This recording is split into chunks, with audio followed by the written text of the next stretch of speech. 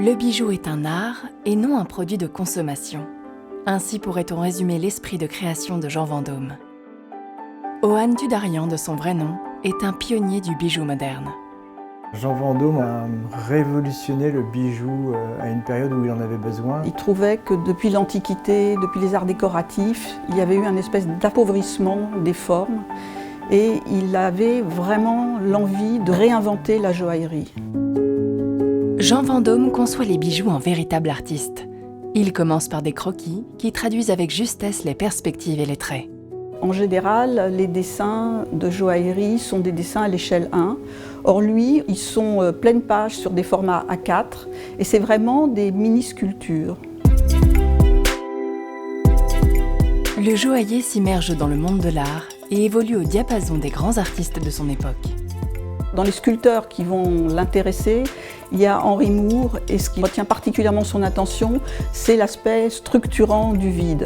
Et c'est un petit peu ça qu'on va retrouver dans la bague tour, parce que cette bague ouverte va surprendre tout le monde. Les gens vont penser qu'il manque un petit bout de métal au-dessus. Or l'idée de Jean, c'est d'allonger la main, et le fait de ne pas avoir de métal sur le dessus de la main vous donne l'impression d'avoir des doigts beaucoup plus longs. L'art cinétique, les recherches sur le mouvement, l'architecture passionnent le joaillier. Rien d'étonnant à ce qu'il expose ses œuvres aux côtés de François Morlet ou de Victor Vasarely, au très futuriste Salon des artistes décorateurs de 1972. Ce qui était assez joli, c'est que ces bijoux étaient exposés dans des bulles transparentes qui flottaient dans l'air, comme ça, c'était assez beau à voir. Durant sa période Vega, évoquant l'univers insaisissable des galaxies, Vasarely souhaite traduire les pulsations du cosmos, un des thèmes de prédilection de Jean Vendôme. Quand les dirigeants du Vasarely Art Center de New York vont venir le voir en lui demandant de créer des bijoux avec Vasarely, Jean Vendôme va se mettre à dessiner en tenant compte de l'esthétique du mouvement cinétique. Le projet n'a finalement pas abouti, mais il subsiste néanmoins quelques croquis de cette collaboration inédite, dont certains sont conservés au Musée des Arts Décoratifs à Paris. Au début des années 60, alors qu'émerge le groupe des Nouveaux Réalistes, formé entre autres par Yves Klein et Jean Tinguely, Jean Vendôme se retrouve immédiatement plongé dans cet élan, choisissant ses matériaux dans le réel.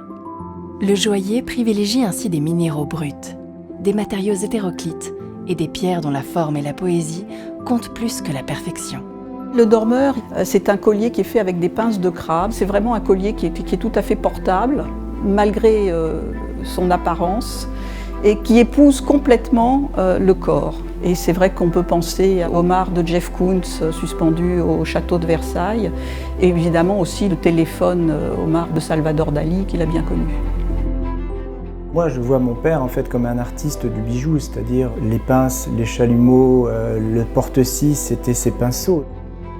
Jusqu'à ses toutes dernières créations au début des années 2000, Jean Vendôme réussit à imposer son propre style, sensible et poétique.